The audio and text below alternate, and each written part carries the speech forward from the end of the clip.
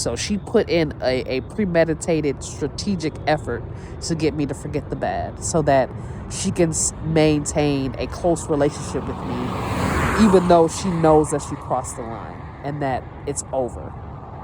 She knew it was over, and I'm pretty sure she intentionally made me forget those bad experiences so that she can continue to have access.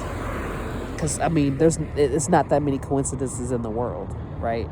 Especially if numerous people, and sometimes the same people, would come and tell me that she was following me home. And why?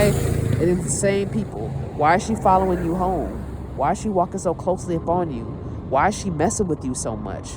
Why does she keep putting her hands on you? Why does she keep making fun of you? Why does she keep disrespecting you? Like, these are things that supporters are asking me, and I didn't have the answer to it. And I'm telling them, I don't know. I didn't know she had a problem with me. I didn't know she had an issue with me. I didn't know. I was blindsided. So I didn't have an answer. I didn't know. Kristelle didn't communicate very well.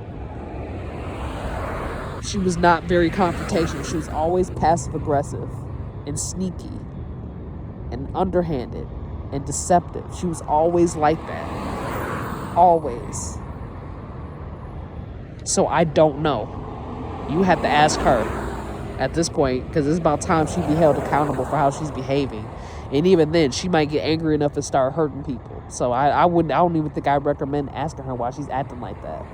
Because she's just that type of person. You confront her, you ask her the right questions, and she gets very defensive and she gets very irritated. She hates when people ask her questions.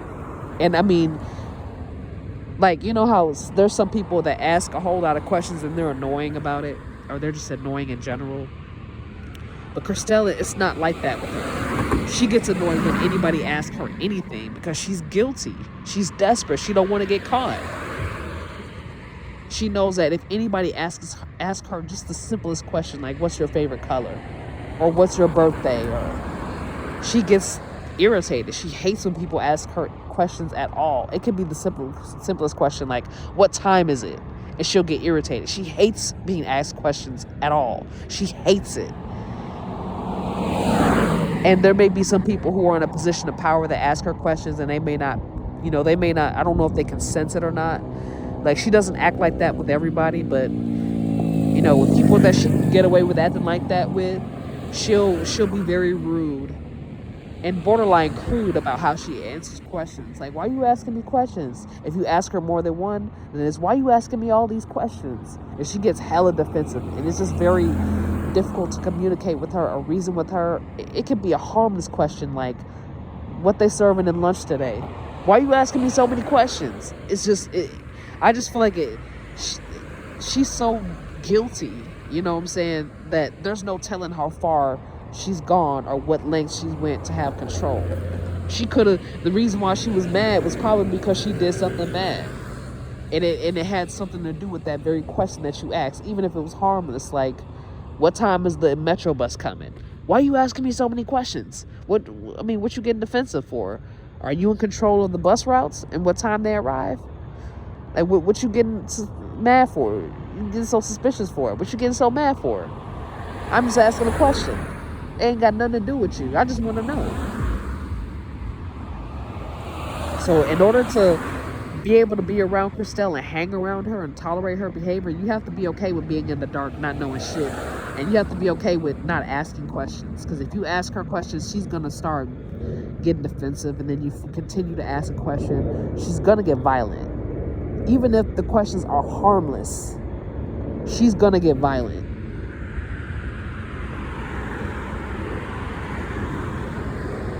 So, yeah, that's that. And then also, adults were asking me, now, because I can recollect some memories, but there's some memories that are a blur, and they were a blur to me when I was going to high school and I saw her again. I didn't recognize her. She looked different. She went by a different name. I mean, now that I look at her, I can see it now. But she like, back in the day, everybody just called her Chris. but her full name was Christiana. And everybody that we shared the classroom with called her Christy for short. But there were some people that called her Chris, and I don't know. I know back then she didn't really like that name, but she didn't like that nickname, but it was just some people that just called her that. I remember her expressing that she didn't really like that name. You know, she felt like it was a boy's name or something like that, or it was boyish. I don't remember I don't remember what her reasons for her being upset that people called her Chris for. I think she said it was because it was too boyish or something like that, but I don't remember. I don't know. I'm not 100% sure that was what she said out of her own mouth. I just remember she hated that nickname, but she liked the nickname Christy. So everybody all the kids that we grew up around that knew her called her Christy. So that's what all the kids called her. Most of the time, the people that call her Chris were like adults that call her Chris. But that was the name that she went by at the time when we were in elementary school. And then in middle school, it was Kristelle, I believe. Kristelle. And then in high school, it was Kristelle. So she kind of changed her name a little bit. Her appearance changed a little bit, so I didn't really recognize her. I did not recognize her at all. Like, like for example, when it was like when we were in elementary, she wasn't chubby, but she was kind of thick for a kid. Like it was clear that she had hit puberty a little early. But it wasn't like, she wasn't like fat, she wasn't skinny or anything. She was like in the middle. And then when we went to middle school, she kind of slimmed down a bit. She was a little bit on the skinny side. And then in high school, she had put on some weight. She was a little hefty. No disrespect towards anybody that is a particular size. But she was a little bit hefty. And, her hair changed, like the color, the texture. When we were younger, it was curly. In middle school, I think she had extensions, so she always had it straight, and it looked different. And I think she wore like a lot of makeup, so she looked like she was of a different race. I didn't recognize her identity. And then in high school, she went back to curly hair, and she got a lot taller. Like I said, she had put on some weight, and I don't know, I just didn't recognize her. She didn't sound the same. Her behavior was a little different. Her name, I guess she changed her name. So you would think that I put it all together because it's Chris, right? But no, I didn't know. And by the time I had gotten to middle school and high school, I didn't remember all the bad things that she had did in elementary school. I only remember the good things. Strange, right? Coincidentally, I only remember the good things. And in middle school, I started to remember like how she was a little aggressive, and she was very condescending, and she would ball up her fist and like hit me lightly on my head, and it was very disrespectful. She tried to make it seem like she was just joking, but I didn't think it was funny. So she and I had lived in the same neighborhood or whatever, and then after middle school happened, she moved with her. She was living with her mom, but then she moved with her dad. And I remember one time I had missed the bus, and I was walking to school, and her mom saw me and picked me up because her mom knew who I was, and she gave me a ride to school. And I remember she told me that Chris moved from where she lived and with her dad, and she was very angry and upset, and she wouldn't talk to her mom, and she just wouldn't. She was very angry, and she's saying that Kristelle won't talk to me. I don't think she's ever going to talk to me again. And I asked her why, and she said, ask her, because she won't talk to me.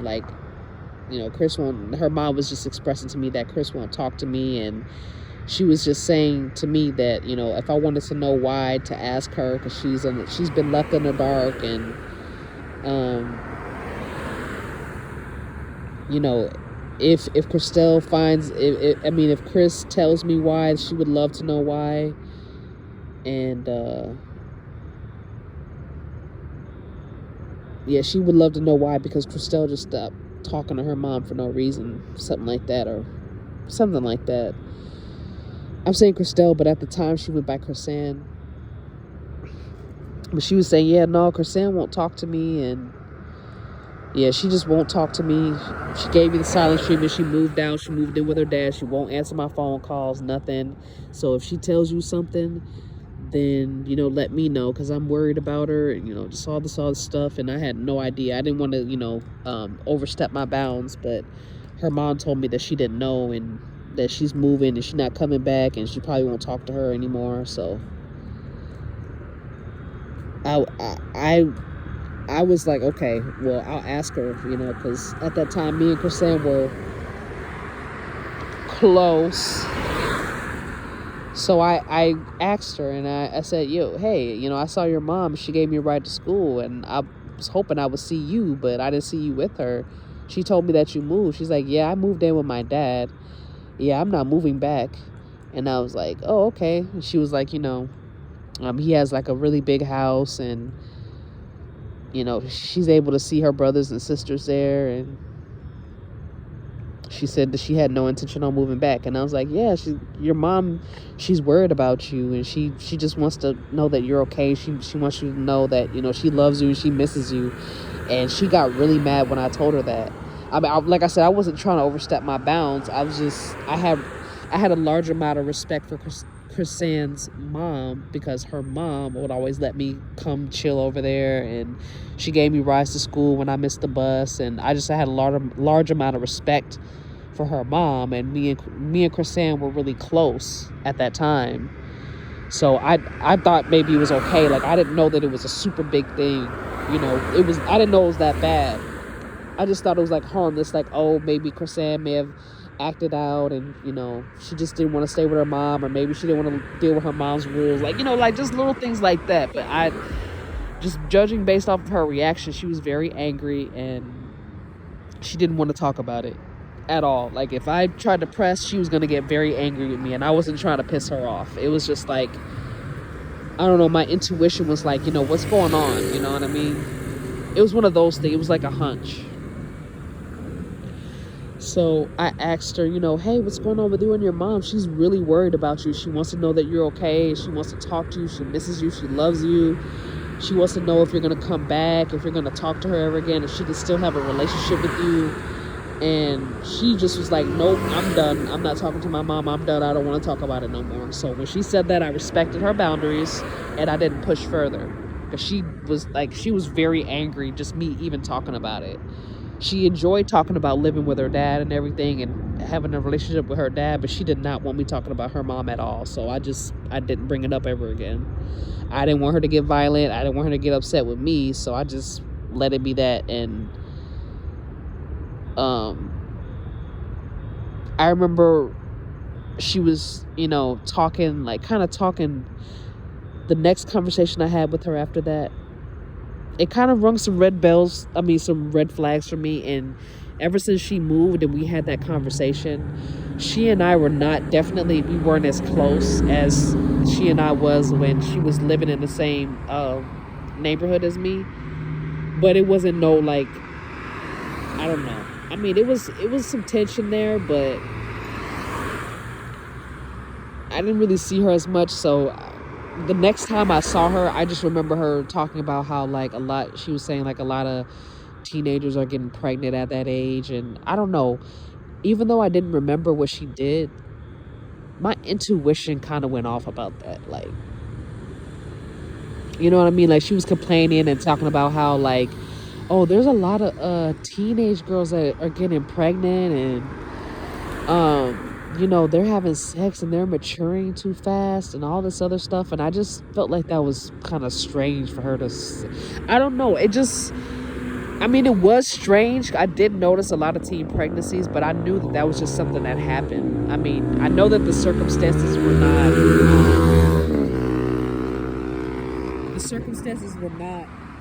normal, but if two teenagers decide